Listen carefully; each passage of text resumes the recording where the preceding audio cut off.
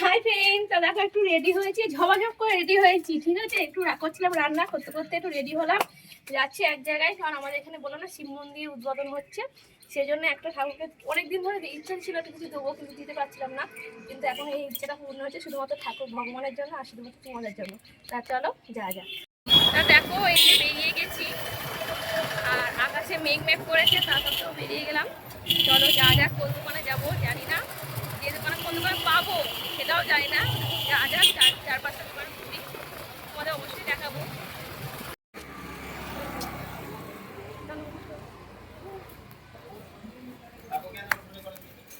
বন্ধুরা, আমাদের পাড়ায় বললাম আজকে শিব মন্দির উদ্বোধন হয়েছে, তা সেজন্য আজকে আমাদের পাড়ায় খাওয়া দাওয়া।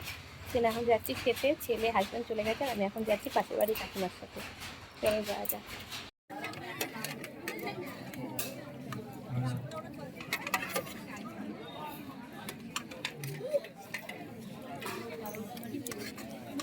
তা দেখো বন্ধুরা, এবার তো রেডি হলাম, খেতে এসেছি, এসে একটুখানি রেস্ট নিলাম, এবার যাবো।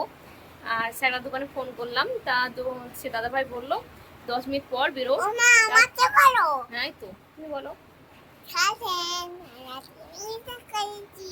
তুমি কি বলছো দেখে দাও উঠে। এইদিকে পেছন দিকে এসো, পেছন দিকে এসো। ওই যে আমার নাইটি পড়েছে।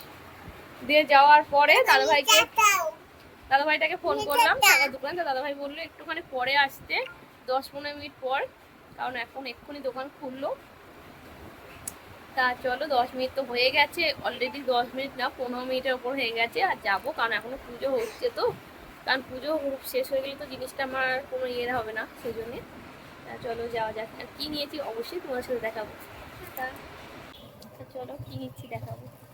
এই দেখো দোকানের সামনে দাঁড়িয়ে আছি, এখনো দোকান খুলিনি, ওয়েট করি।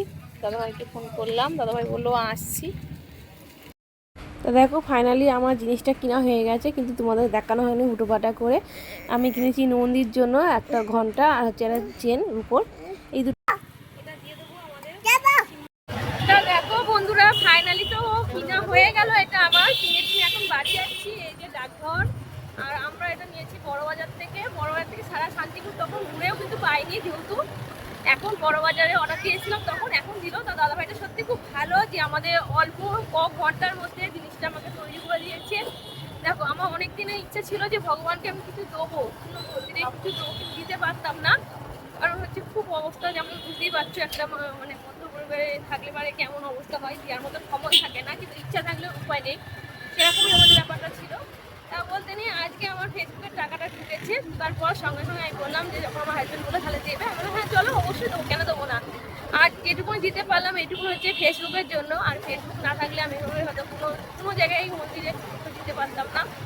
আর সব থেকে বড় কথা তোমাদের সাপোর্ট না থাকলে আমি এতগুলো দিতে পারতাম না, আর এই ইচ্ছাগুলো পূর্ণ করতে পারতাম না। এইভাবে ভালোবাসা দিও, এইভাবে সাপোর্ট করো, এইভাবেই আমাকে এগিয়ে নিয়ে চলো, আমি সব ইচ্ছাগুলো আমার পূরণ করতে পারি।